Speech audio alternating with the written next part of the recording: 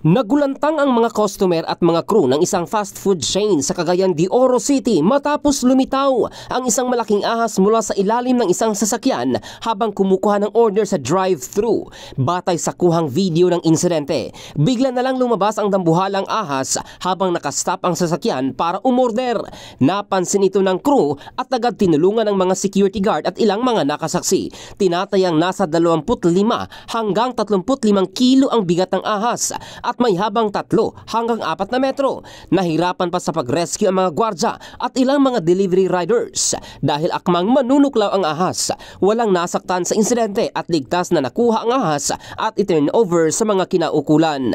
Palaisipan pa ngayon kung saan galing at kung paano nakarating sa ilalim ng sasakyan ang naturang ahas.